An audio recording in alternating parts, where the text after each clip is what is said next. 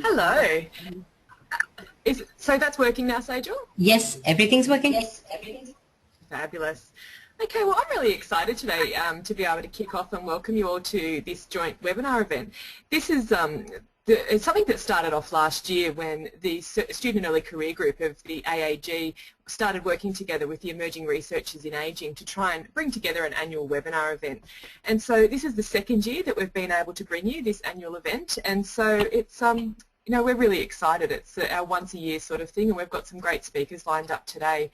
I'm going to also just take a quick minute of liberty while I've got your attention, just to also point out that this year ERA and the Student Early Career Group have also worked together to get a pre-conference workshop happening. So you'll be able to see when you register for the conference this year, there's Navigating the Media Jungle. So it's sort of building on some of the things that we'll be talking about today in the webinar. So hopefully we'll be able to see you at the pre-conference workshops also. They're promising to be fantastic. So on behalf of the Student Early Career Group and the emerging researchers in ageing, Matthew and I are really excited to be able to welcome you all today. Just on a bit of a kind of technical couple of things to cover before we kick off, you'll all notice that you've got a panel that will have docked on the side of your computer screens. And so what will happen is that everybody who is sitting in the audience and watching this from home today or from work, you'll be actually muted. So we can't hear you, and that's just to help prevent some noise and some feedback that can sometimes cause some interference with our presenters. But what you do need to do is make sure that you've selected the right audio option for you. So if you're using a laptop or using your computer to hear the presentations today, you need to make sure that you've checked mic and speakers. If you've actually called in using the audio pin, you make sure you've ticked telephone. It will just make sure that you're getting your audio coming through correctly through the presentations today. The other thing that we're doing is we're actually going to be able to field some questions. So it's a great opportunity, while we've got two such fabulous presenters today, to be able to pop some of your questions up while you're hearing them speak. And that's not going to interfere with their processes. You can just pop those in there, and Matthew's going to keep track of that, and he'll make sure at the end of question time that we've covered everybody's questions. So you'll notice on that same doc, if you travel down to the bottom, you'll see at the bottom there's an option to put in chat. So any questions you put in there, Matthew's onto it, and he's going to collate those at the end and make sure we get to ask some questions of our presenters. So with all the formalities out of the way, I am so excited to be able to present these two guys today who have come on board for us. For most of you in the research world, you will know these two. These are the research whisperers. So we're feeling really excited that we were able to get them to come along and chat with you today about getting savvy about presenting to research audiences. And Dr. Chin Koo and Jonathan O'Donnell, they're well known in the social media networks. They've got a fabulous blog that talks about, you know, research and all of the various things that come. And I do particularly love the tagline, just like the thesis whisperer, but with more money. So you'll see that they're sort of like the research for grown-ups after you've progressed beyond your PhD into the early career and career sort of research stages. And they're both working busily in the field. Chin's been involved quite a bit in the past with lecturing and teaching in research development. These days she's at La Trobe University, and she's actually lecturing in research education and development. And Jonathan's the grant developer with the College of Design and Social Context at RMIT. So I don't want to take up any more of their time. We've got some fabulous things to move on with today, so I'm hoping you all enjoy and we get some great questions. So I'll hand over to you guys. Thank you very much. Thank you very much. Let me just getting things organised. And we're going back to the start. There we go. Thank you, Belinda, and thank you to the association for inviting us to actually present today. We're actually very excited. This is actually our so you're a bit of a guinea pig audience for us. And we just wanted to open up with a bit of a question for you guys, actually, who are listening to us right now. Jonathan and I aren't the most au fait with what gerontology and studies in ageing might actually be and what that means, and particularly in terms of potentially what's the difference between those kinds of areas. We've got a few naive assumptions about what this might mean, and we're happy to be proven wrong. So we kind of think, like I was thinking of gerontology, there's an ology. You probably see it on signs around a hospital, so there's probably more perhaps of a clinical aspect. Yeah, and I was thinking that ageing is public health, but we are happy to be proved wrong. Just let us know in the chat what you guys actually do, please. That would be really good. Because understanding your audience is the topic for today. So it's kind of important to actually understand the audience. So while you're actually telling, we're actually just going to give you a short little, thank you Belinda for our short intro before, and we were actually just going to do a couple of minutes each about why we actually found ourselves doing the Research Whisperer and how we came to wanting to spread the news that we do, I suppose. For me, I actually started a research network when I was still a postgrad student way back when, in the late 90s. And since then, I'm actually still involved with this research network. I've moved through various academic stages, and it became very clear to me that ECRs and PhD students come from spaces that are vastly different in terms of resourcing for research and also mentoring and leadership around research. And so it can often greatly affect their ability to engage with the research game, get to know what grant funding, all that kind of stuff is about, because the people around them may or may not be giving them the kind of information they need. So that kind of spurred me to want to level the playing field in some way, like be able to give this information out in a broadly accessible way. Because, let's face it, none of what we do is actually state secret, so the more sharing the better. Jonathan. So as you might have, I started a bit earlier than Chin. Way back when, sometime when dinosaurs roamed the earth, I worked for the group that is now the Australian Research Council. I worked for them for a year, organising one of their committees, the Plant and Animal Biology Committee, and basically receiving applications from academics and processing them and sending them out to the committee members and out to the assessors. When I moved to Melbourne in the early 90s, I applied for a job at the research office at RMIT, and they went, oh yes, you're our boy. And I've been there pretty much ever since, on and off. I've worked in research centres, research labs, at the central research office at the top of the university, and also at a faculty level. We call them colleges now because we've all turned American, I think, but college or faculty level. And when Chin worked at RMIT for a short time, for a good time, and when she came on board, we got together and we started the Research Whisperer blog and the Research Whisperer Twitter stream and Facebook page, and it's just taken off from there. It's fantastic. All right, now let's actually talk about audiences. Audiences are important. I think audiences are important because we're all trying to actually make a difference. Our research is there to actually do something. And you need to get it out to an audience to actually make an impact. There's your academic audience, your peers and the people that you write for when you're writing journal articles, when you're giving conference papers, but there's non-academic audiences as well, and this is kind of what we want to talk about today. The non-academic audiences lay the foundation for making an impact in your field. And that they might be a whole bunch of different people. They might be commercial funders for contract research. They might be philanthropic funders who are trying to improve the world, solve problems. The media is particularly important, and we love the conversation because the conversation subtly changes the relationship you have to the media and gives you more power, more control. And government policymakers. It doesn't matter what you're looking at. I'm looking here at Valerie Wright St. Clair, who's saying my gerontology research includes living well in an advanced age, understanding the relationship between community participation, health and wellness for those living in an advanced age.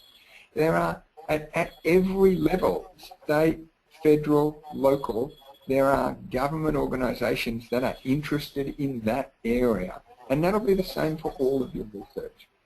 They're really important part of your audience. And if you don't speak to them in a way they understand, you kind of lose out on that. You're already doing this. I always say that there is one question that all researchers, no matter what topic they're looking at, are trying to answer, And that question is it normally comes from your family, and it's so what is it you do again exactly?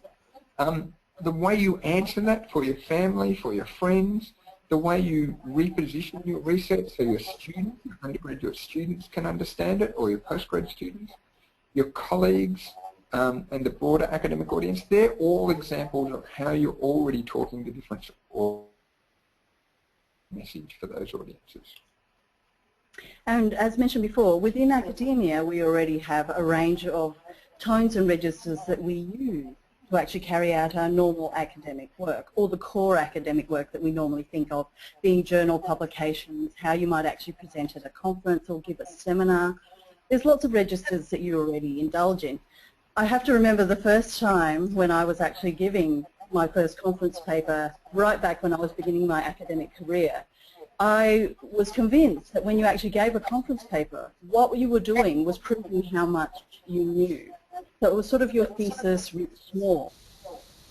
Of course, I was so wrong about this, but it didn't deter me for about the first year, where I would actually be practicing my presentation every single day, seeing the maximum amount of material I could cram into it to prove how much I knew.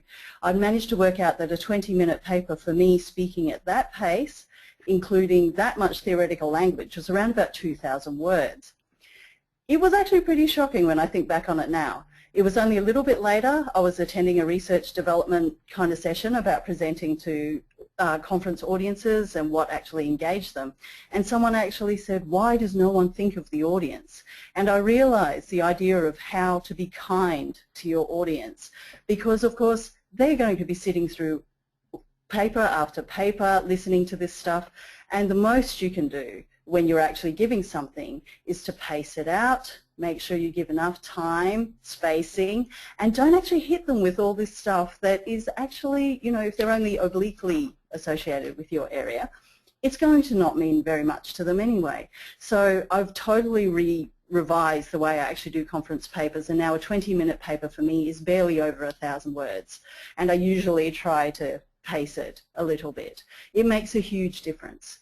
Common criticisms about where there's been a failure to understand the audience is when they come back on grant application reviews and say, this actually reads like a journal paper, or conference industry presentations actually sound like academic papers at conferences, or blog posts and things like that, which are meant to be quite conversational, actually end up being criticized for reading like academic articles. So you need to actually be very aware of the registers and tones that you use.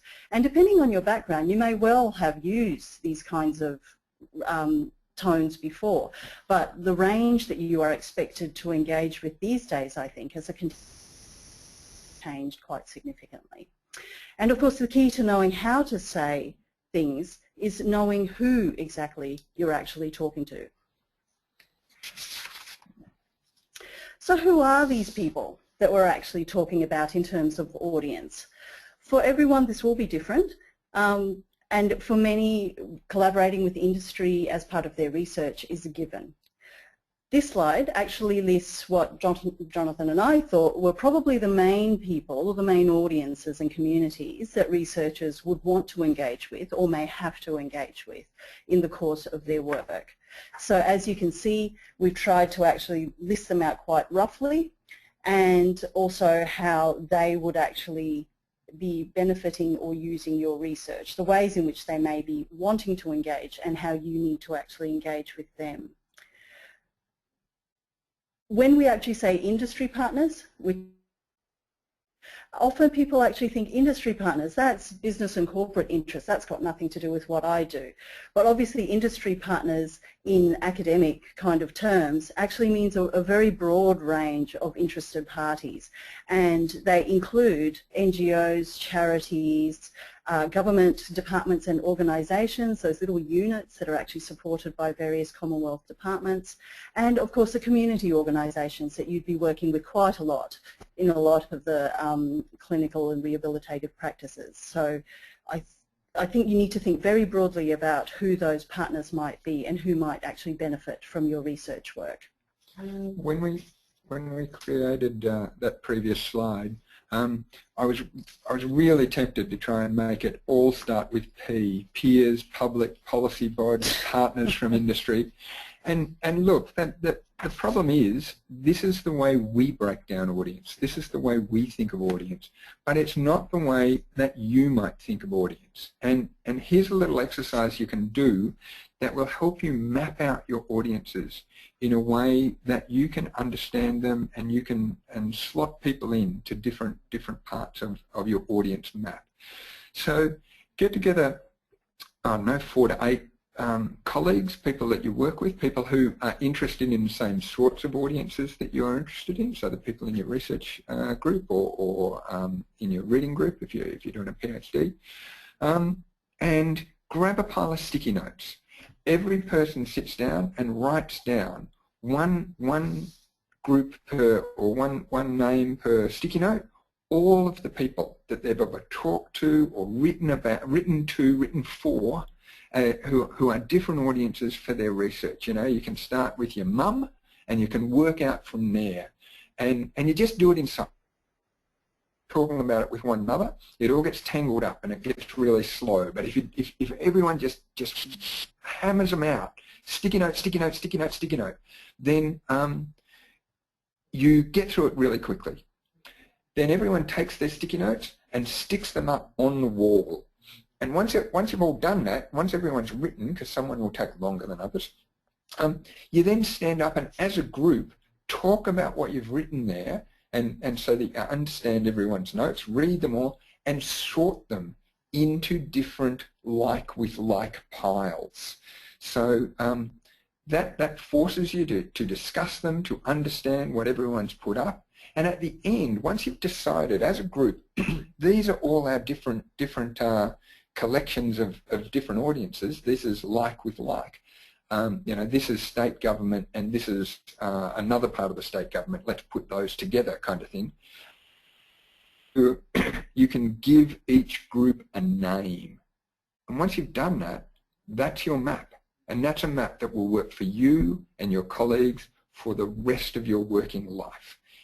It'll take you about half an hour, but it'll stand you in good stead for basically your whole working life. And it's really handy to do, and it's really easy to do.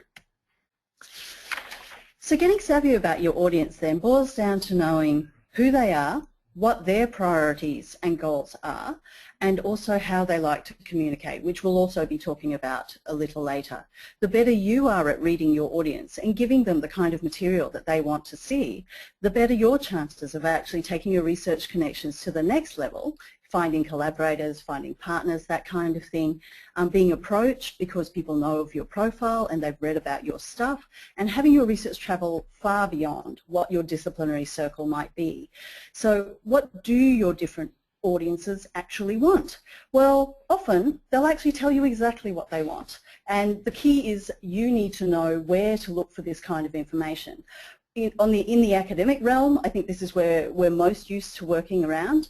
The peers and co-investigators, how do they find out about you, what you're doing, what actually counts in your discipline? You would actually look at journals, book publications, conference presentations and symposium. What kind of things are being prioritised intellectually within your field? For funding bodies, of course, it's quite different. They have a very particular reason why they might want to know about your work, and they are incredibly particular about how they want to see the work represented. And this is where looking at their guidelines and annual reports in terms of their priorities and strategies really, really helps in knowing whether they are the audience you want. Does it actually suit the research that you do? And one of the gold mines with funding bodies, if you're actually going for their schemes, is actually looking at the previously successful that they've actually supported, because that actually gives you a whole wealth of information about the kinds of teams they want to see in terms of disciplinary background and blend perhaps, and also the actual topic, and especially the outputs. What kind of things are these research projects actually doing and delivering that they want to support? And those things are crucial when you're actually trying to address that particular audience. For industry partners, strategy documents around what they do and how they're doing it, particularly over the next few years. Where are they putting their money? These are the things that you need to know if you actually want to approach them and potentially engage them with your research as well. And look, no one will listen to you if you're not listening to them. That's why we're saying read the documents that your different audiences put out. A lot of what you're reading for or what you're listening to, if you're talking to them, is both what they say and what they don't say. In particular, a good example of that, if a government report comes out and it lists, you can understand where those priority areas have come from, but also what they haven't included as priority areas also tells you a lot about how they're thinking and what they're looking for.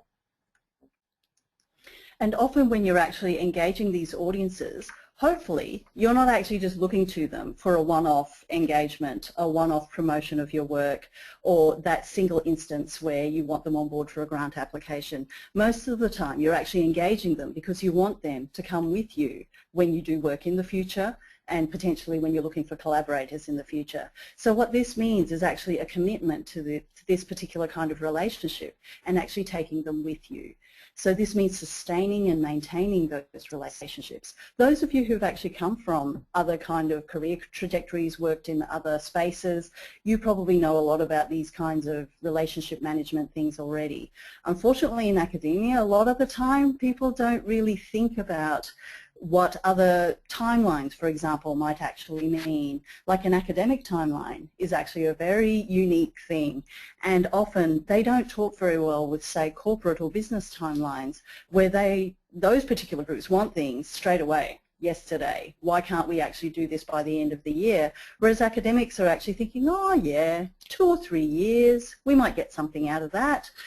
And especially with the grant application process, if you have a collaborator on board, actually waiting a whole year after putting in heaps of time and then still not knowing if you have the money, that can totally blow their minds. So in terms of actually keeping them on board and keeping them happy with the situation with the research, you need to actually keep the communication lines very open and very constant.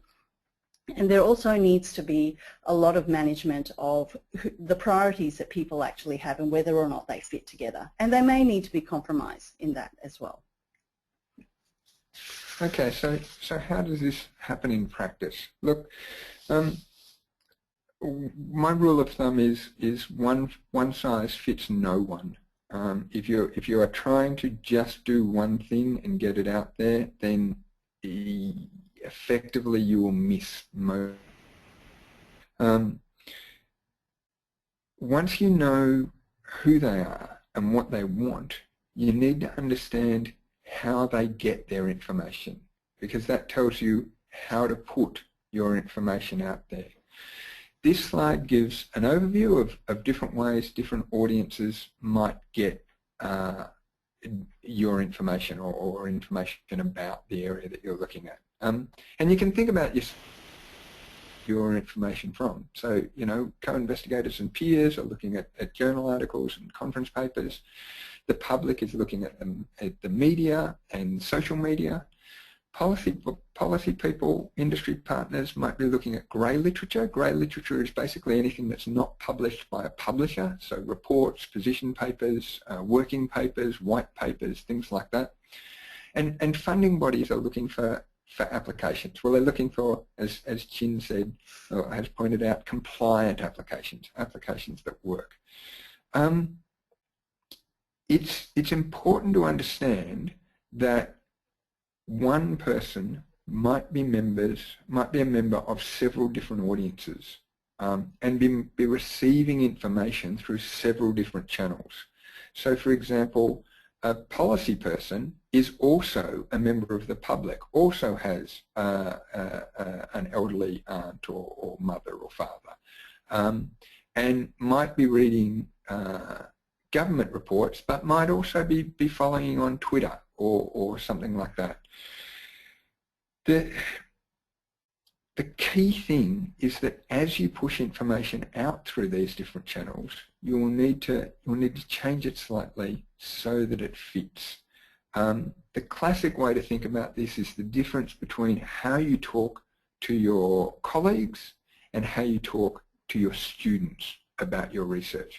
And they're actually not that far apart if you think about how you talk to your colleagues and how you talk to your mum about your research, actually that's a very different conversation.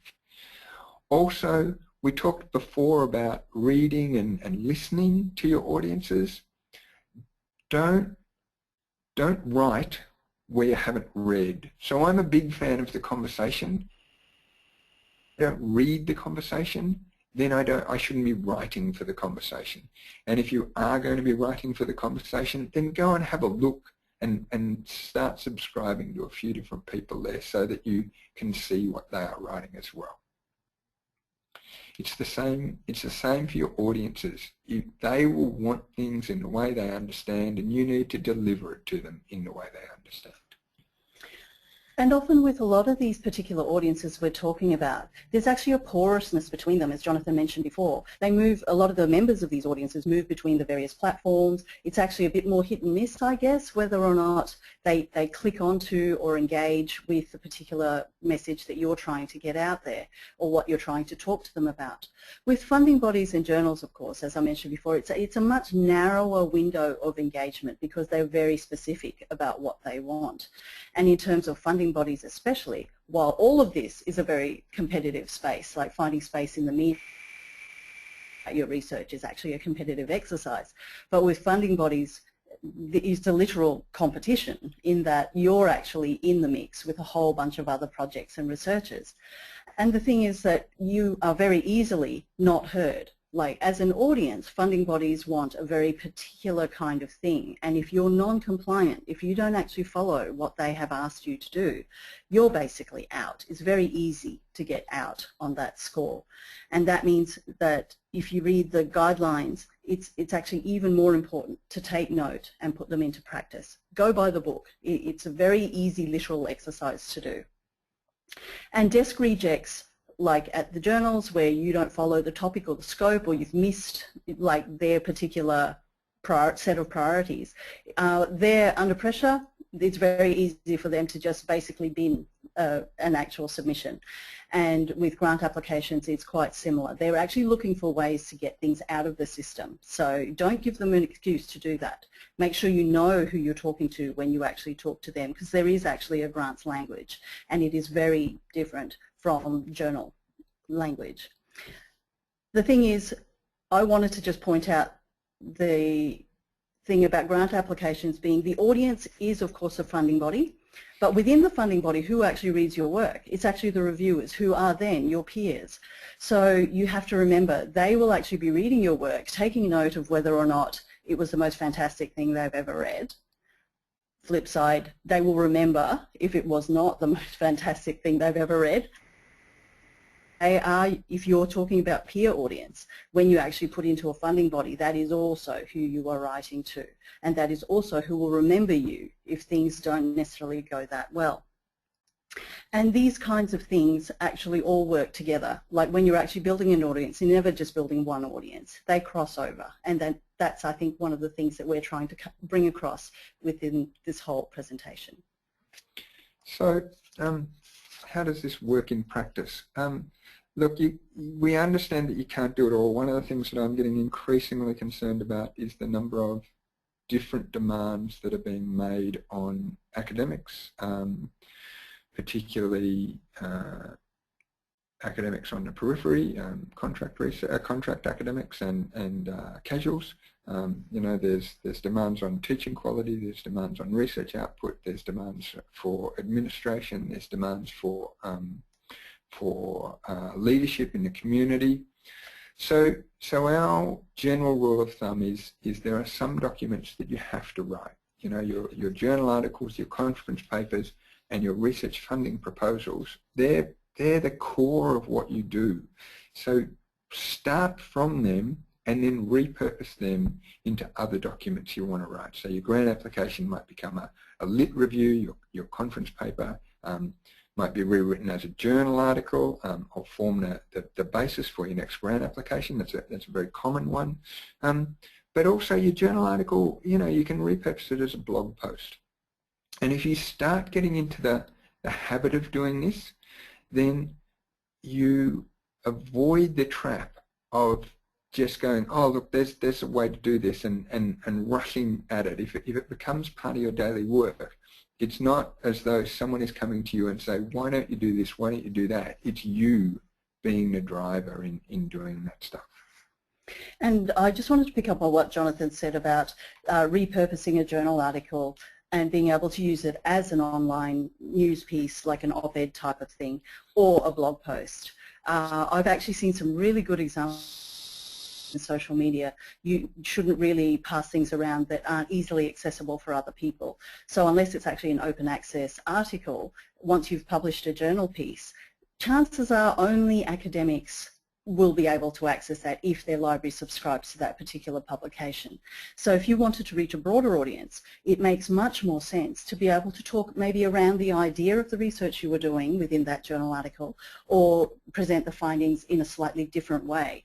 I actually know of this academic in Canada, Simon Fraser University, called Ian McCarthy, who's actually a strategic management guy. And he has this great practice of whenever he actually publishes an article, he actually writes a blog post that's constructed around the genealogy of that particular article. How did it come about? What were the ideas that actually fed the particular article? Sometimes he tells stories about the conferences that he actually presented these papers at. And it's very entertaining, really nice style. And it really draws you in to know about the detail of what that article is. So it makes it worthwhile for you to click through if it is the material that you are interested in accessing. It gives you much more detail than just a straight abstract, and it actually gives you much more value than just someone posting a link and saying, hey, I've published in Journal X last week. So just a couple of ideas to get your work out there that doesn't require people to be academically subscribed. And Deborah has asked, what's the best time to start doing this sort of stuff if you're a PhD student? My gut feeling is that you can't start too early, particularly if you're working in a good PhD area. Then you've got a good mentor, and they can help you understand what is good to put out there, what's not good. They can introduce you to people. When you're putting stuff out, what you're looking for is feedback, and feedback will help with your PhD. So in the same way that sometimes your supervisor will say, that's a great chapter, now think about doing it as a journal article as you go through your PhD, you might want to say, that's a great chapter, let's celebrate it by doing a little blog post about the core idea that's in it. Okay, I want to work through a kind of example around this. Let's say you've just submitted a grant application. You're probably tired, you're probably grumpy, and you know that beautiful idea that was the core of the application has now become tainted through that terrible process of actually writing the application and pulling the 120 pages of information together. And you want to let it go, and you've lost your energy. So the thing to remember, first of all, is take a break. You know, always take a break after putting in a big grant application. That grant application is probably going to be read by maybe 6, maybe 8 people in the world, and you put so much work into it. You actually want to take that grant application and you want to repurpose it and get some of your energy back by getting re-engaged with that core idea and why it excited you in the first place, and putting it out in different ways. So you might write a short piece for the conversation, a short piece for the media. This might draw on, say, your literature review, which is essentially the state of play in research around this issue at the moment. And that's something that people really want to know. Where are we at the moment? And if you're clever, you might subtly towards the idea that you've encapsulated in your grant application, so that if it turns out that one of your reviewers happens to be reading that conversation article because it gets picked up by some of the other papers or something, then they are tending towards the way you are thinking. You don't want to give it, excuse me, you don't want to give it all away, but it's a good thing to do. You might give a talk. You might give a talk to the people who are affected by the issue that you're dealing with, whatever it might be. It might be the people themselves, it might be their carers, it might be people who are working in that space, and this is pretty much for people like me who like public speaking.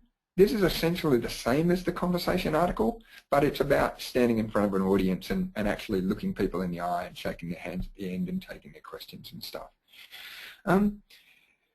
You might look for around the practical aspect of whatever your idea is. That way, if your big grant doesn't come through, then you can do some work on it with some philanthropic money, engaging in people who are affected by the issue, so that you've done some work when you put the application in next time. You might prepare a report which would come out of some of the background work that you've done, or you might push it out onto social media and get some buzz happening around this idea. It's important to understand who you're giving things out to, but it's also important to just get back to why this is important. And so I'm not saying do it if you feel like it's a chore. I'm saying do it because it helps you understand who you're doing this for. If it works right, it should revitalize you rather than drain you. If it is draining you, then step away. The other thing is you don't have to do it all yourself. You do research as a team so you can manage your audiences as a team. In our team, Chin is the social media guy. Chin is the one who does most of the heavy lifting on Twitter and places like that. I do a bit, but Chin loves it. So, like I said before, don't write where you haven't read. You know, if you're not on Twitter, don't volunteer to be the team tweeter. You know, if you prefer to be on LinkedIn, then maybe push things out through LinkedIn. Find where you are comfortable. But you know, some people love to read. Well, everybody's good at reading, but some people love to edit. I love public speaking. Chin not so keen on public speaking. That's right. Some people are great writing for a deadline. Other people are great planning for a deadline. It's just about, you know, you don't necessarily need to think that you are isolated when you are doing this. Of course, as we've mentioned before, your audiences aren't actually that cleanly separated. They often intersect, and they learn about or keep up with your work in various ways. I think Matthew actually posted a bit of an example of someone who got looked up on LinkedIn, but they were being peer reviewed for a grant application. It's these kinds of intersecting profiles, which means that you really do need to be careful about managing it. Like, you just need to know what's going on all fronts. And your job in terms of wanting to get your research out there, wanting to find audiences to engage with, part of that is actually making your research digestible and accessible for other people.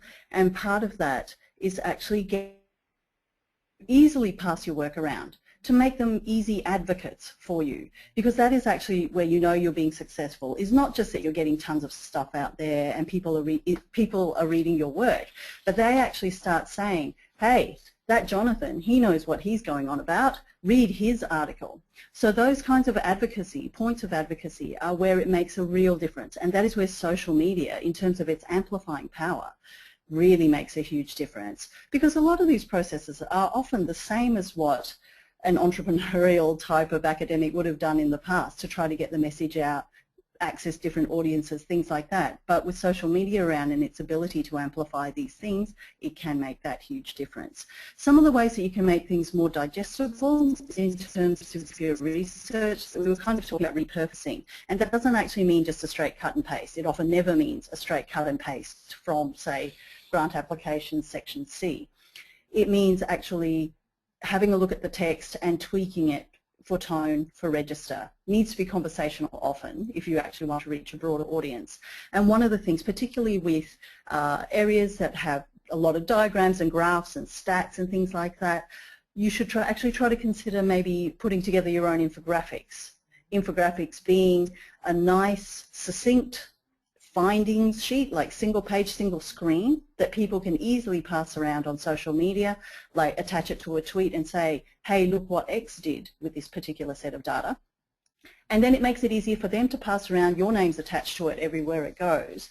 And it's actually a nice, comforting and easy thing to get out there and to have boost your profile without you necessarily always going out there to have to do it.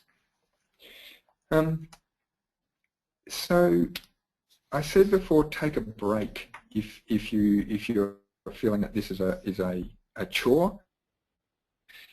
Stay true to yourself. Stay true to your message. Don't twist your message to suit your audience, and don't exhaust yourself. It should be a way of renewing your energy. If you do find you're exhausted, step back, take a breath, and venture out again when you've caught your breath.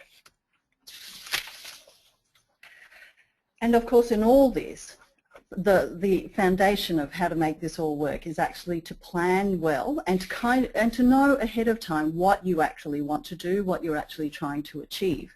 I know I occasionally do lose sight of the actual doing of the research because you're so caught up in thinking, oh, how do I find the money for it? Who am I meant to be talking to? You know, that collaboration's falling apart, all sorts of other things around the research, but not actually the doing of the research itself. And those are valid things to invest time in. Matters if the research doesn't actually stand up. So scholarly reputation can be greatly enhanced. I'm falling out of the camera. Sorry. Thank you, Sejal. Can be greatly enhanced by aligning yourself very well with certain organizations, making sure you're delivering things to the audience that mean most to you. But there's no getting around having to produce good, clever work, because that is what gets you places. If you're planning your outreach, it is essential that you do that early because some of it might need funding. You need to actually have in your projects what you're actually going to do, how much it's going to cost. You may need to ask for these costs up front before a project even starts, or to lean on your department or school to actually say, hey, if this gets up, will you be supporting me in this particular way? Sorry, because we're coming to the end, I'm now. When you're actually looking at grant applications and your assessors are looking at your track record, your engagement with audiences and where that kind of engagement went is very important to whether or not they actually trust you in terms of what you're saying for what you're going to do in that particular application. So of course it's about that track record. When I'm actually assessing an application and I see that, oh, they've had this previous grant where they had a cast of thousands as part of the actual project, but then the actual findings from the project don't appear to have gone anywhere, it puts a question mark in my mind, which is never a good thing for an assessor to have. Okay, so just two final points. Don't lose yourself in the minutiae. Remember that if you're writing for an academic audience, then that's very meticulous writing, but other audiences are much more forgiving. So you don't have to, you don't have to plan every tweet in the same way that you plan every reference in your grant application, in your papers. And finally, don't get buried in email. Email is not an effective channel for getting a message out at all. At best, it's a one to a few rather than one to many. So don't drown in it like I do. All right, that's all we've got. I think there was one question earlier about is there any issue around IP? I think that came from Matthew. Yeah, right. So generally your IP, as I understand it, I'll preface this by I'm not a lawyer. Generally, if you're an employee, all you do is theoretically owned by your employer, and then if you then publish something in a journal article, the ownership of that moves to the publisher of the journal article. But that's for that expression of the idea. You can't it. And as Chin said earlier, you don't want to just cut and paste. If you rewrite it, you really need to understand that that's a new expression of that idea, and so it's not owned by the publisher. This is how libraries or university libraries can publish your next to final version on an open repository. It's the same sort of idea. And I would actually add to that, often people think, oh, I've given a conference paper, I want to get my conference paper out there. And sometimes people will actually put that onto their blog posts as, oh, I just went to X conference, here's my paper. And they're intending to repurpose their paper later into a proper journal article, fully fledged, all that kind of thing. I would just warn you not to do that unless you're going to do very significant change to your conference paper before it became the journal article. Because I've been an editor of a journal before, and we were sent something, and just as a general check, we kind of did a title search, you know, things like that, just to make sure that it wasn't already floating out there, because it was a very specific topic. And we found something that was actually on an open website, exactly the same title, pretty well exactly the same content. And it was the conference paper version of this article that they had actually sent us. And of course, part of our journal thing, and it was actually one of the closed access journals, was that it had to be innovative and new, not published before, all this kind of stuff. So it was automatically out. It never even got to review. It was actually a very interesting paper. But because it already existed outside in almost its entirety, it wasn't going to be in the game. Okay, Matthew, have we got other questions? We do. Lindsay's just come up and asked about what people think about the idea of knowledge exchange. Okay, so knowledge exchange, as I understand, well, actually, I'm not exactly sure what you mean, Lindsay, by knowledge exchange. All right. Well, we'll let Lindsay type some clarification. The next one from David is about saying, you said stay true to your research, and he's asking the question, would it not seem appropriate to adapt research to suit the goals of the funding organisations, like government, for example, or philanthropic, or whatever other organisation that may be providing the funding? Yeah, right. Okay, so an example of absolutely, David. That's you have to do that, and that's exactly what we're talking about. What I mean when I say don't twist your research and stay true to your research, if you're writing for the media, then they will be looking for either something controversial or something where there's a bit of a fight going on, where there's some contention being made. And I don't mean a contention in terms of, well, my contention is this and I will argue for it in this way. They mean contention in terms of two groups of people who are going head to head over a particular issue. It's really easy when you're dealing with the media to find yourself taking a side because they're expecting you to take a side, when in actual fact that's not where you sit, and you are basically a neutral party in that space. That's what I mean when I said stay true to your research. It's about understanding what your message is and understanding what message you want to get out there, and then shaping that message for different audiences, like funding organisations. Because with the funding organisations, I mean, David quite rightly points out, of course you would actually adapt it, because you would have to meet the priorities and strategies, or talk the talk that your research will be meeting those strategies and priorities. And that is a grant-seeking skill, is, you know, you've actually got a particular kind of research that you've built your background in. It's actually where you've got all your expertise and skills in terms of methodology. Sure, you can change maybe the application of those skills and methodologies to a slightly different area, tweak it. It's still the broader field, so it's not twisting in the way that Jonathan was referring to, because that's just being savvy. I mean, that's just making the most of the opportunities that you might have.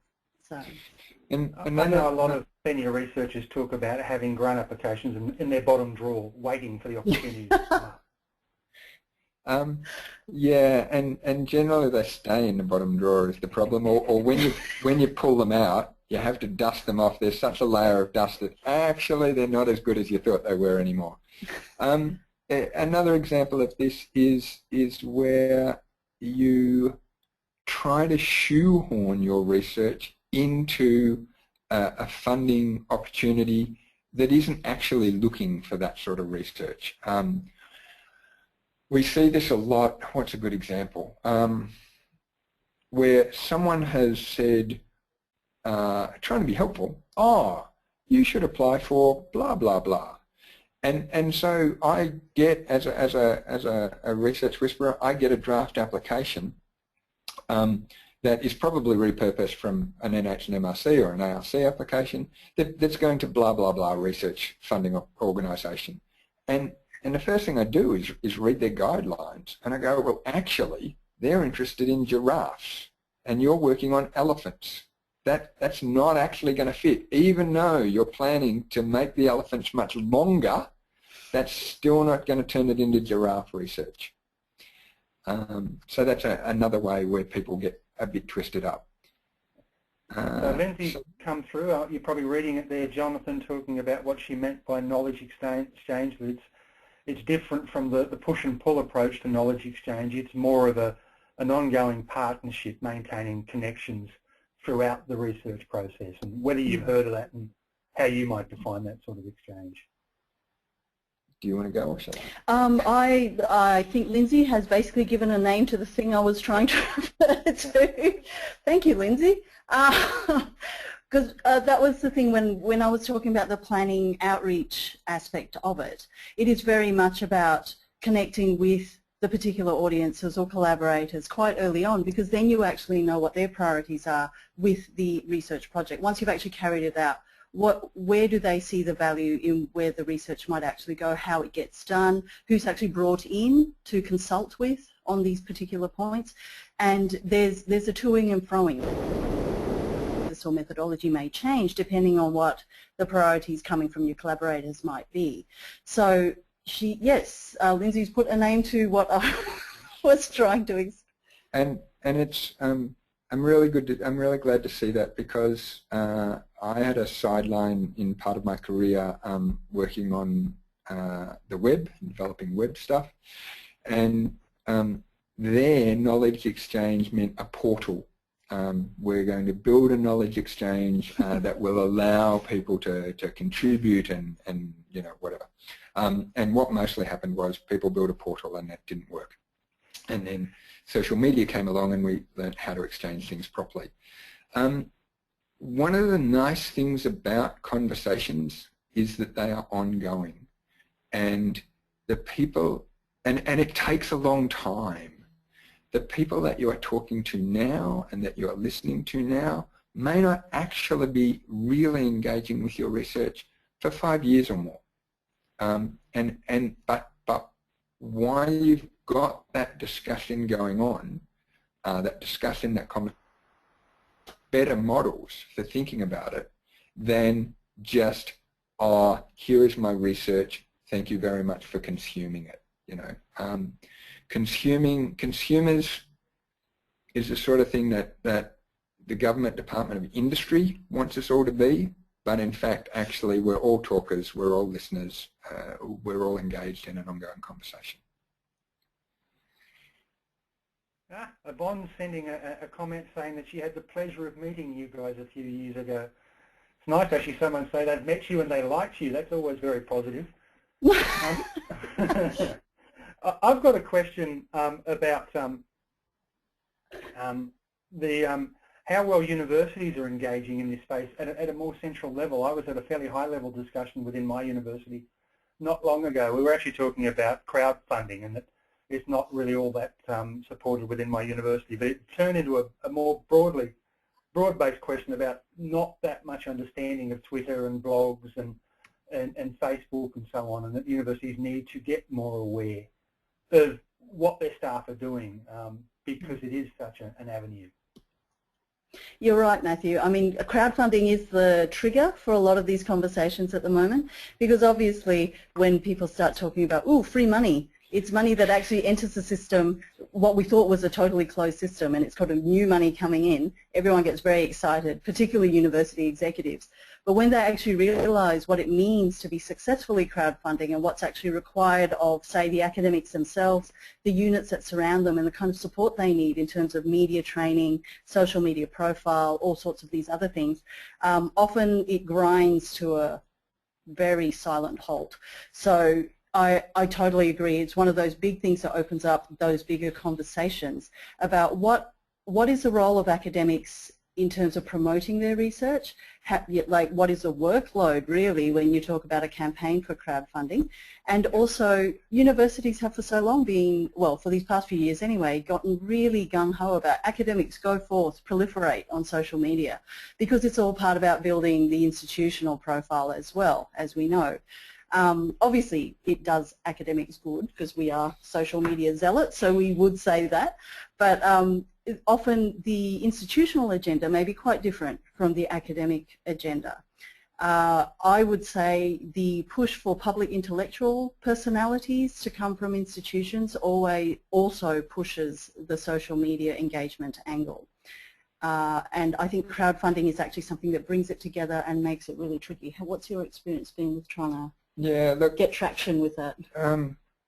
Deb Verhoeven, who ran the crowdfunding campaign at Deakin Uni last year, says that crowdfunding is actually training for academics to get the skills they need for the next decade. Yep. And I absolutely agree with that. In terms of, there's the only criticism that I've ever seen that rang true for me around all this space is, if we'd been talking this way even 5 years ago, there would be very strong voices who would be saying, actually, I don't talk about my research. My research stands on its own merits. I should not have to defend it. And to a certain extent, that's true. But what often you're doing is not necessarily talking about your own research, but talking about the research that is happening in your field and being an advocate not just for your research, but for all research in this area, or all good research. I mean, you know, research and the discussions that happen in the academy are a very, very polite war that takes place over a long period of time, where ideas get promoted and then get shot down, and you should be working to promote the ideas that you think are sound. They may not necessarily be your own, but you will benefit from putting them out there. I think we're coming to the end of our time. Unless there's any more questions popping up on the screen. Probably the last quick question I'd ask is Chin, you mentioned the possibility of putting in your research grants funding to actually have these sorts of broader communications. How responsive are funding providers to something more than a workshop with stakeholders, a conference presentation, and journal publication? No, that's an excellent question, Matthew. Obviously it depends a lot on the particular funding scheme and what kinds of things they decide they want to fund or not, because some quite specifically say, we don't do websites, so don't even try to actually propose that kind of outreach thing. But I think it actually works quite well if it's the kind of funding body, especially if you work with community organisations, because say it's a website that you're actually saying is the legacy of the project, and the website itself is allocated some sort of maintenance funding, especially if you can get your institution to toss in for that as well, because then it's a standing resource that anyone can actually access, so it's open access to the project and its findings and all that kind of thing. But it's also potentially also a data collection point for future research around that kind of area, and it gives a face to that research in the longer term. So I think it depends, unfortunately, very much on the funding body about whether they want to fund that or not, and they'll usually tell you. But I think there are some that are actually very open to these kinds of things if you can actually get longer term measures put in place that you think would benefit a broad range of stakeholders. I've talked to philanthropic organisations who have said they won't fund if you don't have a clear outreach plan built into your budget, and because they want it out there. Yeah. And progressively, it's more and more about the impacts of research. So that's brilliant. Thank you. Sure. All right. I just want to say thank you to the two of you for a really exciting and interesting conversation and a great presentation and some good discussion there. And I'm getting some really positive comments coming through there, which is great. As Belinda mentioned at the beginning, we've got the ERA conference coming up in November, followed immediately by the AAG conference. And on that intervening day, we've got shared workshops. So Giles just popped them up for us. So if you're not already registered for either of those two conferences, get on board and get involved now, because there's some great workshops happening in terms of a lot of these sorts of topics about how to write for publication, navigating the media jungle. They're the shared ones. As an AAG member, there's also one on family, and there's another one that I've completely forgotten. I apologise. But there's great activities there, so check out our shared websites and get involved. And I assume it was you, Belinda, put the comment there that if you're not already following the Research Whisperers, get engaged. Get on it. Yeah. More and more I've got to realise I've got to get out of my comfy old-fashioned space and actually get involved in Twitter and Facebook and so on. I'm such an old fuddy-duddy, I'm realising. But it is really important to get out there and communicate, because it's about partnerships and collaboration. So, guys, thanks so much. That was a really great presentation. It was fantastic. Thank you. Awesome. Thank you. Thank you to everyone. See you later. I'll get in trouble with Joel. Please make sure that when you're logging off, you complete the little survey that you'll get asked about, because the more information we get, the better we can support you in future activities. So thanks, everybody.